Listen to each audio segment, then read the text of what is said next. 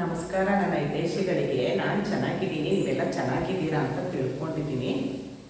ಇವತ್ತು ನಮ್ಮ ವಾಪಿ ಸ್ಕೂಲಲ್ಲಿ ಏನು ಕಳಿಸಿದ್ದಾರೆ ಅದನ್ನು ನಾನು 4 ಜನಕ್ಕೆ ಉಪಯೋಗ ಆಗಲಿ ಅನ್ನೋದಕ್ಕೋಸ್ಕರ ಈ ವಿಡಿಯೋ ಮಾಡ್ತಾ ಇದ್ದೀನಿ.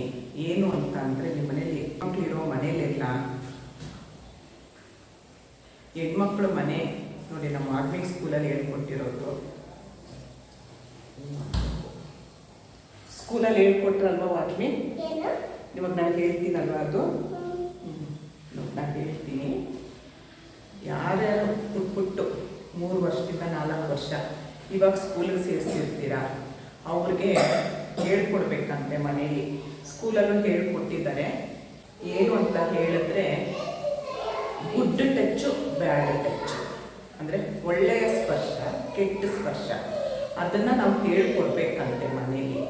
ಏನು ಅಂತ ಹೇಳಿದ್ರೆ, ಇವಾಗ ಮಕ್ಕಳನ್ನ ನಾವು ಆಡೋಕ್ಕೆಲ್ಲೋ ಬಿಟ್ಟಿರ್ತೀವಿ, ಮನೆ ಮುಂದೆ ಬಿಟ್ಟಿರ್ತೀವಿ, ಇಲ್ಲ ಒಂದು ಸ್ಕೂಲಲ್ಲೇ ಇರ್ತಾರೆ, ಇಲ್ಲ ಒಂದು ಪಾರ್ಕ್ಗೆ ಹೋಗಿರ್ತಾರೆ, ಫ್ರೆಂಡ್ಸ್ ಜೊತೆಲೆಲ್ಲ ಸೇರ್ಕೊಂಡಿರ್ತಾರೆ. ಆವಾಗ ಯಾರೋ ಕರ್ಕೊಂಡೋಗಿ ಏನೋ ಮಾಡಿದ್ರು, ಅಲ್ಲಿ ಮುಟ್ಟಿದ್ರು ಇಲ್ಲಿ ಮುಟ್ಟಿದ್ರು ಅಂತ ಹೇಳಿ ಅದನ್ನು ಹೇಳ್ಕೊಡಿ ನೀವು ಮನೆಯಲ್ಲಿ ಅಂತ ನಮಗೂ ಅವ್ರಿಗೂ ಹೇಳ್ಕೊಟ್ಟಿದ್ದಾರೆ ಸ್ಕೂಲಲ್ಲಿ. ಮತ್ತು ನಮಗೂ ಬರೆದು ಕಳಿಸಿದ್ದಾರೆ, ಈ ಥರ ಹೇಳ್ಕೊಡಿ ಮನೆಯಲ್ಲಿ ಅಂತ. ಗುಡ್ ಟಚ್ ಯಾವುದು, ಬ್ಯಾಡ್ ಟಚ್ ಯಾವುದು ಅಂತ ತುಂಬ ಇದು ಅವಶ್ಯಕತೆ ಇದೆ. ಇವಾಗ ಬೆಳೀತಿರೋ ಮಕ್ಕಳಿಗೆ ತುಂಬ ಅವಶ್ಯಕತೆ ಇದೆ. ಇವಾಗ ಏನಾಗೋಗಿದೆ, 8 ವರ್ಷ 9 ವರ್ಷಕ್ಕೆಲ್ಲ ಮೆಚೂರ್ಡ್ ಆಗ್ತಾ ಇದ್ದಾರೆ ಮಕ್ಕಳು. ಅದೇನು ಅಂದರೆ ಜಂಕ್ ಫುಡ್, ಪಿಜ್ಜಾ, ಅವು ಇವು ಒಳ್ಳೆಯ ಆಹಾರ, ಆರೋಗ್ಯವಾಗಿರೋ ಆಹಾರ ತಿಂತಾ ಇಲ್ಲ ಮಕ್ಕಳು.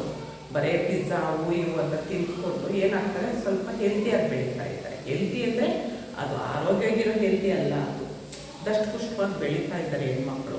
ಹಾಗಾಗಿ ಏನಾಗ್ತಾ ಇದೆ, ಬೇಗ ಮೆಚೂರ್ಡ್ ಆಗ್ತಾ ಇದ್ದಾರೆ. ಒಂದು 90% ಮಕ್ಕಳು ಬೇಗ ಮೆಚೂರ್ಡ್ ಆಗ್ತಾ ಇದ್ದಾರೆ. ಅದಕ್ಕೋಸ್ಕರ ನಾವು ಮನೇಲಿ ಹೇಳ್ಕೊಡ್ಬೇಕು. ಮನೇಲಿ ಯಾರು ಹಿರಿಯರು ಇರ್ತಾರೆ, ಅಮ್ಮ, ಅಜ್ಜಿ, ಅಕ್ಕ ಯಾರು ಇರ್ತಾರೆ ಅವ್ರಿಗೆ ಹೇಳ್ಕೊಡ್ಬೇಕು ಮಕ್ಕಳಿಗೆ.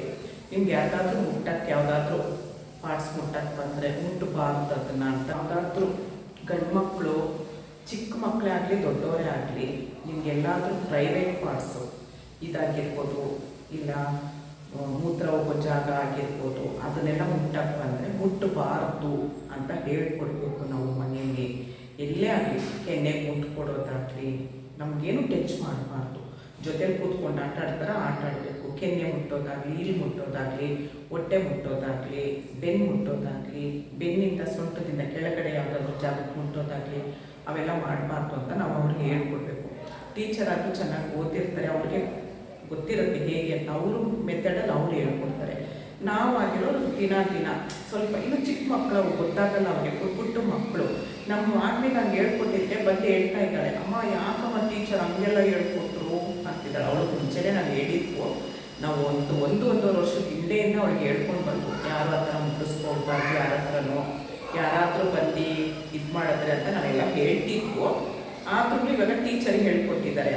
ಮತ್ತು ಅಮ್ಮ ಅದು ಇವಾಗ ಬೆಳೀತಾ ಒಂದು 6 ವರ್ಷ 7 ವರ್ಷ ಆಗ್ತಿದ್ದಂಗೆ ಹೆಣ್ಮಕ್ಳು ಸ್ವಲ್ಪ ದೊಡ್ಡವರಾಗ್ತಾ ಇದ್ದಂಗೆ ಅವ್ರಿಗೆ ಚೆಸ್ಟ್ ಒಂದು ಸ್ವಲ್ಪ ದಪ್ಪ ಆಗ್ತಾ ಇರುತ್ತೆ. ಅವಕ್ಕೆ ಅದೇ ಒಂಥರ ಟೆನ್ಷನ್ ಆಗೋಕ್ಕೆ ಶುರು ಆಗುತ್ತೆ ಮಕ್ಕಳಿಗೆ. ನನಗೆ ಯಾಕೋ ಏನೋ ನನ್ನ ದೇಹದಲ್ಲಿ ಬದಲಾವಣೆ ಆಗ್ತಾ ಇದೆ ಅಂತ. ಅವಕ್ಕೆ ಸ್ನಾನಕ್ಕೆ ಹೋದಾಗ ಬಟ್ಟೆ ಹಾಕ್ಕೊಳ್ಳೋರು ನೋಡ್ತಾರೆ, ಅವರು ಏನೋ ಆಗ್ತಿದೆ ಅಂತ. ಒಂದೊಂದು ಮಕ್ಳು ಏನು ಮಾಡ್ತಾರೆ, ಹೇಳ್ಕೊಡಲ್ಲ. ಅವಾಗ ನಾವು ತಾಯಿ ಆದವರು ನೀವು ಹೇಳ್ಕೊಡ್ಬೇಕು. ನೀವು ಅಕ್ಕ ಇರ್ತಿರೋ, ತಾಯಿ ಇರ್ತಿರೋ, ಅಜ್ಜಿ ಇರ್ತಿರೋ ಹೇಳ್ಕೊಡ್ಬೇಕು. ನೋಡು, ನಿನಗೆ ಈ ಏಜಲ್ಲಿ ನಿನ್ಗೆ ಈ ಥರ ಆಗುತ್ತೆ, ಏನೂ ಇಲ್ಲ, ಅದು ಪ್ರಕೃತಿ ನಿಯಮ ಅದು ಅಂತ ಮಗುಗೆ ಅವ್ರ ಮಗುಗೆ ಅರ್ಥ ಮಾಡ್ಕೊಳ್ಳೋಷ್ಟು ನಮಗೆ ತಿಳಿಸಿ ಹೇಳಬೇಕು. ನಿನಗೇನು ಆಗಲ್ಲ, ಬೆಳೀತಾ ನಿನಗೆ ಅದೆಲ್ಲ ಆಗುತ್ತೆ ಅಂತ ಹೇಳಬೇಕು. ಮತ್ತು ನಾನೊಂದು ಏನು ಹೇಳ್ತೀನಿ ಅಂದರೆ, ಇವಾಗ ಮೆಚೂರ್ಡ್ ಆಗಿರ್ತಾರೆ, ಆಗದೆ ಇರೋ ಮಕ್ಕಳಿಗೆ ಸ್ವಲ್ಪ ಚೆಸ್ಟ್ ಏನಾದ್ರು ದಪ್ಪ ಇದ್ದು ಯೂನಿಫಾರ್ಮ್ ಹಾಕ್ಬೇಕಾದ್ರೆ ಅಸಹ್ಯ ಆಗುತ್ತೆ. ಅವು ಹಿಂಗೆ ಏನೋ ಒಂದು ಸ್ಪೋರ್ಟ್ಸಲ್ಲಿ ಆಡ್ತಿರ್ತಾರೆ, ಏನೋ ಆಗುವಾಗ ಹಿಂಗೆ ಅದು ಸರಿ ಆಗಲ್ಲ. ಅದಕ್ಕೋಸ್ಕರ ನೀವೇನು ಮಾಡಬೇಕು, ಸ್ಪೋರ್ಟ್ಸ್ ಬ್ರಾ ಅಂತ ಬರುತ್ತೆ ಪ್ಲೈನು. ನನಗೆ ನಮ್ಮ ಮನೆ ಹತ್ರ ಯಾರೂ ಇಲ್ಲ ಆ ಥರ, ಆ ಏಜಿನ ಮಕ್ಕಳು ಹೆಣ್ಮಕ್ಳು ಯಾರೂ ಇಲ್ಲ. ಆ ಥರ ಹೆಣ್ಮಕ್ಳು ಇದ್ದವ್ರು ಹಾಕ್ಕೊಳ್ಳೋರಿದ್ರೆ ನಾನು ತಂದು ತೋರಿಸ್ತಿದ್ದೆ ನಿಮಗೆ. ನಾನು ಆದರೆ ಇಲ್ಲಿ ಡಿಸ್ಪ್ಲೇ ಮಾಡಿರ್ತೀನಿ ಯಾವ ಥರ ಅಂತ, ಗೂಗಲಲ್ಲಿ ಹುಡುಕಿ. ಸ್ಪೋರ್ಟ್ಸ್ ಬ್ರಾ ಬರುತ್ತೆ, ಅದು ಮುಂದೆ ಏನು ಶೇಪ್ ಇರಲ್ಲ. ಆ ಥರ ಬ್ರಾನ ನೀವು ಆದಷ್ಟು ಹಾಕಿ ಮಕ್ಕಳಿಗೆ. ಹಾಕಿದಾಗ ಏನಾಗುತ್ತೆ, ಅವ್ರಿಗೆ ಫಿಟ್ ಆಗಿರುತ್ತೆ. ಇವಾಗ ಒಂದು ಎಲ್ಲೋ ರನ್ನಿಂಗ್ ರೇಸ್ ಓಡ್ತಿರ್ತಾರೆ, ಇಲ್ಲ ಏನೋ ಮಾಡ್ತಿರ್ತಾರೆ, ಇಲ್ಲ ಹಿಂಗೆ ಬಕ್ಕೊಂಡು ಎತ್ತಿ ಏನೋ ಬಿದ್ದಿರುತ್ತೆ ಕೆಳಗಡೆ, ಅವರು ಬೆಂಚ್ ಮೇಲೆ ಕೂತಿರ್ತಾರೆ, ಬಕ್ಕೊಂಡು ಎತ್ತಾಗ ಎಲ್ಲ ಇದಾಗುತ್ತೆ. ಇವಾಗೇನು ಯೂನಿಫಾರ್ಮ್ ತುಂಬ ಚೆನ್ನಾಗಿದೆ. ನಮ್ಮ ವಾಕ್ಬಿಗೆನೇ ಫಸ್ಟು ಅವಳು ಬೇರೆ ಸ್ಕೂಲಲ್ಲಿ ಹೋಗ್ತಿದ್ವಿ, ಇವಾಗ ಚೇಂಜ್ ಆಗಿದೆ ಸ್ಕೂಲ್ ಅವಳಿಗೆ.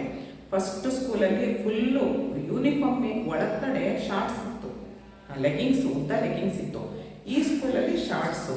ಸ್ಕೂಲವರು ಅಷ್ಟೇ ತುಂಬ ಚೆನ್ನಾಗಿ ಇದು ಮಾಡಿದ್ದಾರೆ ಇವಾಗ. ಅಂದರೆ ಇವ್ರ ಪಾಪ ಮಕ್ಕಳು ಗೊತ್ತಾಗಲ್ಲ, ಹೇಗೇಗೋ ಕೂತ್ಕೊಳ್ತಾರೆ, ಒಂದೊಂದು ಹಾಫ್ ಚಡ್ಡಿ ಹಾಕಿದ್ದಾಗ ಹೇಗೇಗೋ ಕಾಣುತ್ತೆ ಅಂತ ಚಡ್ಡಿ ಮೇಲೆ ಶಾರ್ಟ್ಸ್ ಹಾಕಬೇಕು, ಆ ಥರ ಸ್ಕೂಲಲ್ಲೇ ಕೊಟ್ಟಿದ್ದಾರೆ. ಇವಾಗ ಸ್ಕೂಲಲ್ಲೂ ತುಂಬ ಚೆನ್ನಾಗೆಲ್ಲ ಹೇಳ್ಕೊಡ್ತಿದ್ದಾರೆ. ಅವ್ರು ಏನೇ ಹೇಳ್ಕೊಟ್ರು ಮನೇಲಿ ತಾಯಿಯೇ ಮೊದಲ ಗುರು, ಮನೆಯೇ ಮೊದಲ ಪಾಠಶಾಲೆ ಅಂತ ಇದೆಯಲ್ವ. ಹಾಗಾಗಿ ನಾನು ಹೇಳೋದು, ಮೆಚೂರ್ಡ್ ಆಗೋ ಮಕ್ಕಳಿಗೆ ಸ್ವಲ್ಪ ನೀವು ತಿಳಿಸಿ ಹೇಳ್ಕೊಡಿ. ಆಮೇಲೆ ಮೆಚೂರ್ಡ್ ಆದಾಗ ತುಂಬ ಅವಳು ಅಯ್ಯೋ ನನಗೇನೋ ಆಗ್ತಿದೆ, ನನಗೆ ಈ ಥರ ಬ್ಲಡ್ ಬರ್ತಿದೆ ಅಂತ ತುಂಬ ಎದುರುಕೊಳ್ಳೋರು ಮಕ್ಕಳು ಇರ್ತಾರೆ. ನಾನು ತುಂಬ ಜನದ್ದು ನನ್ನ ಫ್ರೆಂಡ್ ಮಕ್ಕಳು ಕೇಳಿದ್ದೆ ಅವಾಗ ನಾನು, ಅಯ್ಯೋ ನನ್ನ ಮಗಳು ಅದನ್ನು ಊಟನೇ ಮಾಡ್ತಾ ಇಲ್ಲ, ನನ್ನ ಮಗಳು ಎದುರುಕೊಂಬಿಟ್ಟಿದ್ದಾಳೆ, ನನಗೇನೋ ಆಗೋಗಿದೆ ಅಂತಾರೆ ಅಂತ ಅದೆಲ್ಲ ನಾನು ಕೇಳ್ಪಟ್ಟಿದ್ದೆ. ಅದಕ್ಕೋಸ್ಕರ ನೀವು ಅವೆಲ್ಲ ತಿಳಿಸಿ ಹೇಳ್ಬೇಕು ಅವ್ರಿಗೆ. ಈ ಏಜಲ್ಲಿ ಹಾಕೋದದ್ದು ಪ್ರಕೃತಿ ನಿಯಮ, ಏನೂ ಆಗಲ್ಲ, ನೀನು ಇವಾಗ ದೊಡ್ಡೋಳಾಗಿದ್ದೀಯಾ ಅಂತ ಅದು ಅರ್ಥ ಆಯ್ತು ಅಂತ ಆ ಮಗುಗೆ ಗೊತ್ತಾಗೋ ಥರ, ಆ ಮಗು ಭಾಷೆಗೆ, ಆ ಮಗು ತಲೆಗೆ ಅರ್ಥ ಆಗೋ ಥರ ನಾವು ಹೇಳ್ಕೊಡ್ಬೇಕು. ಅದಕ್ಕೋಸ್ಕರ ಇವತ್ತು ನಾವು ಆರ್ಮಿ ಸ್ಕೂಲಲ್ಲಿ ಹೇಳ್ಕೊಟ್ರು ಅಂತ ಬಂದಿದ ತಕ್ಷಣ ಹೇಳಿದ್ರಲ್ವಾ, ನಾನು ಯಾಕೆ ಇದೊಂದು ವೀಡಿಯೋ ಮಾಡಿ 4 ಜನಕ್ಕೆ ಉಪಯೋಗ ಆಗುತ್ತೆ ಅಂದರೆ ವೀಡಿಯೋ ಮಾಡ್ಬೋದಲ್ವಾ ಅಂತ ಹೇಳಿ ನಾನು ವೀಡಿಯೋ ಮಾಡಿದೆ. ಅದಕ್ಕೋಸ್ಕರ ನೋಡಿ, ನಿಮಗೆ ಮನೇಲಿ ಯಾರ್ಯಾರು ಹೆಣ್ಮಕ್ಳು ಇದ್ದಾರೆ ಪುಟ್ಟು 2-3 ವರ್ಷದಿಂದನೇ ಹೇಳ್ಕೊಟ್ಟು ಬನ್ನಿ. ಯಾಕಂದರೆ ತುಂಬ ನಾವು ನೋಡಿದ್ದೀವಲ್ವ ಪೇಪರಲ್ಲಿ, ನ್ಯೂಸಲ್ಲೆಲ್ಲ ಎಳೆ ಮಕ್ಕಳನ್ನ ಕರ್ಕೊಂಡೋಗಿ ಹಾಗೆ ಮಾಡಿದ್ರು, ಈಗ ಮಾಡಿದ್ರು ಅಂತ ಕಚ್ಚಡಗಳು ಇರ್ತಾರೆ. ನಮ್ಮ ಹುಷಾರಲ್ಲಿ ನಾವಿರೋಣ. ಆ ಥರ ಏನಾದರೂ ಆಯಿತು ಅಂತ ಮಗುಗೆ ಜೋರಾಗಿ ಕಿರ್ಚು. ನೀನು ಯಾರಾದರೂ ಬ್ಯಾಡ್ ಟಚ್ ಮಾಡೋಕ್ಕೆ ಬಂದರು ಅಂತ ಅಂದಿದ್ದು ಕೂಡಲೇ ಜೋರಾಗಿ ಕಿರ್ಚು ನೀನು ಅಂತ ಹೇಳಿದ್ರೆ ಆ ಮಗುಗೆ ಧೈರ್ಯ ತುಂಬಬೇಕು. ಇನ್ನು ನಾವು ಅಯ್ಯೋ ಹಂಗಾಗಬಾರ್ದು, ಹಿಂಗಾಗೋಗುತ್ತೆ ಅಂತ ನಾವು ಅದಕ್ಕೆ ಭಯ ಪಡಿಸ್ಬಾರ್ದು. ಸ್ವಲ್ಪ ಧೈರ್ಯ ತುಂಬಿ ಅದಕ್ಕೆ ಏನೇನಾಗುತ್ತೆ ಆ ವರ್ಷದಲ್ಲಿ, ಆ ಏಜಲ್ಲಿ ಏನಾಗುತ್ತೆ, ಆ ಮಗುವಿನ ದೇಹದಲ್ಲಿ ಏನು ಬದಲಾವಣೆ ಆಗುತ್ತೆ ಅದನ್ನೆಲ್ಲ ನಾವು ಸ್ವಲ್ಪ ತಿಳಿಸಿ ಹೇಳ್ಕೊಡೋಣ ಮಗುಗೆ. ಆವಾಗ ಆ ಮಗುಗೆ ಹೇಳ್ಬೇಕು, ನಿನ್ಗೆ ಒಬ್ಬಳಿಗೆ ಅಲ್ಲ, ಎಲ್ರಿಗೂ ಆಗುತ್ತೆ. ಇವಾಗ ನಿನಗಾಗಿದೆ, ನಾಳೆ ನಿನ್ನ ಫ್ರೆಂಡ್ಗಾಗುತ್ತೆ, ಇಲ್ಲ ನಿನ್ನ ಫ್ರೆಂಡ್ಗೆ ಈಗಾಗಲೇ ಆಗಿರ್ಬೋದು, ಅದನ್ನು ಯಾರೂ ಹೇಳ್ಕೊಡಲ್ಲ ಅಂತೆಲ್ಲ ಹೇಳಬೇಕು. ಮತ್ತು ಮೆಚೂರ್ಡ್ ಆಗಿರೋ ಮಕ್ಕಳಿಗೆ ಪ್ಯಾಡ್ ಹೇಗೆ ಯೂಸ್ ಮಾಡಬೇಕು, ಅದನ್ನು ಹೇಗೆ ಬಿಸಾಕಬೇಕು ಅದನ್ನೆಲ್ಲ ನೋಡಿ. ನಾನು ಅದು ಮೆಚೂರಲ್ ಕಪ್ ಅಂತ ಹಾಕಿದ್ದೀನಿ. ಅದನ್ನು ಅಷ್ಟು ಚಿಕ್ಕ ಮಕ್ಕಳಿಗೆ ಬೇಡ, 9-10 ವರ್ಷದ ಮಕ್ಕಳಿಗೆ ಬೇಡ, ಅವಕ್ಕೆ ಪ್ಯಾಡ್ ಹೇಗೆ ಯೂಸ್ ಮಾಡಬೇಕು ಅಂತ ನೀಟಾಗಿ ಹೇಳ್ಕೊಡಿ ನೀವು. ಯಾಕಂದರೆ ಪಾಪ ಅದಕ್ಕೆ ಸ್ಕೂಲ್ಗೆ ಹೋದಾಗ ಇರಿಸ್ ಆಗೋದು ಬೇಡ. ಈಗ ನೋಡಿದಾಗ ಅಯ್ಯೋ ನಾನು ಡೇಟ್ ಆಗೋಗ್ಬಿಟ್ಟಿದ್ದೀನಿ, ನಾನು ಪೀರಿಯಡ್ಸ್ ಆಗೋಗ್ಬಿಟ್ಟಿದ್ದೀನಿ ಅಂತ ಮಗು ಈಗ ಎಲ್ಲ ಹಿಂಸೆ ಮಾಡಿಕೊಂಡು ಕೂತ್ಕೊಳ್ಳೋದು ಎದ್ದೇಳೋದು ಬೇಡ. ನೀಟಾಗಿ 1-2 ಪ್ಯಾಡ್ನ ನೀವೇ ಹಾಕಿ ಕಳಿಸಿ. ಅಲ್ಲೇನಾದರೂ ಜಾಸ್ತಿ ಲೀಕೇಜ್ ಆಗ್ತಾ ಇತ್ತು ಅಂದರೆ ಪ್ಯಾಡಿಗೆ ಹಾಕ್ಕೊಡ್ಬೇಕು ಅಂತ ಹೇಳಿ ಎಲ್ಲ ಕಳಿಸಿ. ಜೊತೆಲಿ ಒಂದು ಅಂಡರ್ವೇರು ಕಳಿಸಿ ಅಂತ ನಾನು ಹೇಳ್ತೀನಿ. ಅದೊಂದು ಬ್ಯಾಗಲ್ಲಿ ಇಟ್ಕೊಳ್ಳಿ, ಒಂದು ಕವರಲ್ಲಿ ಹಾಕ್ಕೊಂಡು ಒಂದು ಬ್ಯಾಗಲ್ಲಿ ಇಟ್ಕೊಳ್ಳಿ. ಯಾಕಂದರೆ ಇನ್ನೂ ಪುಟ್ಟು ಮಕ್ಕಳಲ್ಲ, ಏನೂ ಗೊತ್ತಾಗಲ್ಲ ಅವಕ್ಕೆ. ಮೊದಲಾದರೂ 16, 17, 18 ವರ್ಷಕ್ಕೆ ಆಗ್ತಾಯಿದ್ರು. ಇವಾಗ ಆ ಥರ ಅಲ್ಲ, 9, 8, 9, 10 ವರ್ಷಕ್ಕೆಲ್ಲ ಹೋಗ್ತಾರೆ. ಅದಕ್ಕೋಸ್ಕರ ಇದೊಂದು ವಿಡಿಯೋ ಮಾಡಿದ್ದೀನಿ. ಇಷ್ಟ ಆದರೆ ಒಂದು ಲೈಕ್ ಮಾಡಿ, ಶೇರ್ ಮಾಡಿ, ಕಮೆಂಟ್ ಮಾಡಿ.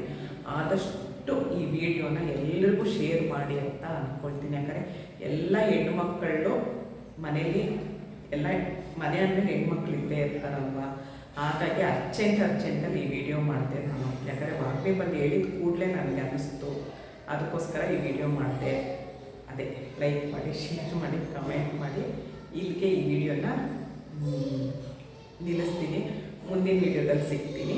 ಜೈ ಶ್ರೀರಾಮ್.